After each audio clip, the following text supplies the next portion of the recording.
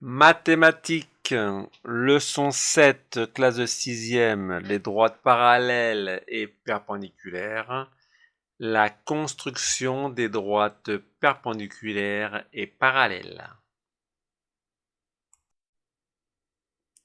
Quatrième partie de la leçon 7, la construction des droites, notamment deux, la droite perpendiculaire passant par un point et la droite parallèle passant par un point. Alors comment on fait pour tracer une droite perpendiculaire? On place un des côtés de l'angle droit de l'équerre, c'est ça, sur la droite delta. Là, c'est le nom de la droite. On place l'équerre ainsi, avec l'angle droit, et l'autre côté sur le point A. Donc le point A, il est là, et la droite, elle est là. Donc on prend notre équerre, on met l'angle droit bien aligné sur la droite, et on vise le point A.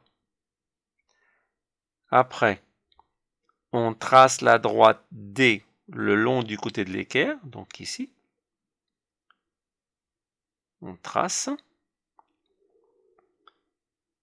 Et on peut prolonger la droite D à l'aide de la règle. Donc, on passe par le côté, par le point A. Voilà, nous avons formé une droite D qui est perpendiculaire à la droite delta, grâce à l'équerre. Deuxième construction, tracer une droite parallèle passant par un point. Alors, nous avons toujours une droite delta. Nous avons un point A. Comment construire une droite parallèle? Passant par le point A. Alors, on place l'équerre comme si on voulait tracer la perpendiculaire à delta, comme ici. Donc, on met l'équerre ainsi pour qu'il y ait l'angle droit. Donc là, ici, on l'avait mis en longueur. Là, on la met de l'autre côté. Donc, la droite delta, on met l'équerre de sorte que l'angle droit soit accolé à la droite delta. Puis on place la règle contre l'équerre. Puis on place la règle contre l'équerre. On aurait pu faire la même chose. Hein. Donc voilà la première phase. Après, la règle reste parfaitement immobile.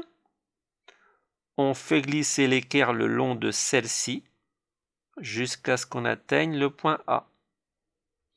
Donc là, c'est notre position de départ. Alors, au départ, nous avons une droite, delta, et un point. Première chose à faire, on met l'équerre avec l'angle droit sur la droite delta. Après, on met la règle accolée à l'équerre. Deuxième phase, on bouge l'équerre vers le haut jusqu'à atteindre le point A. Et quand vous êtes là, on trace la droite D que l'on peut prolonger à l'aide de la règle.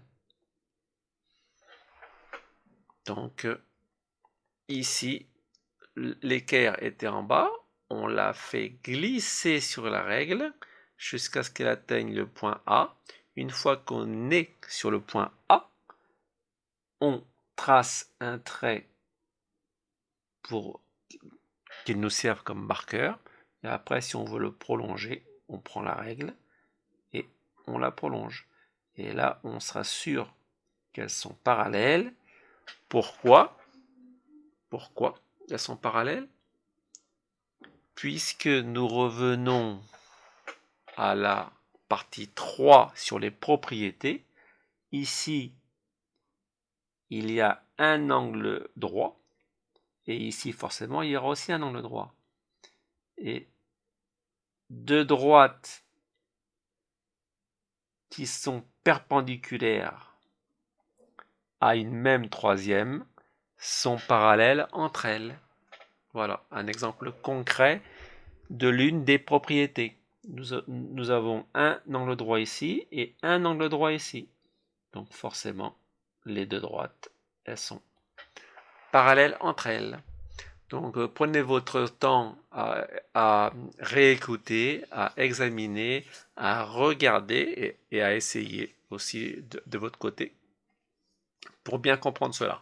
C'est un cours, comme tous les autres, je répète à chaque fois, qui est essentiel pour la géométrie. Voilà, c'est fini pour la leçon 7 sur les parallèles, les droites parallèles et perpendiculaires.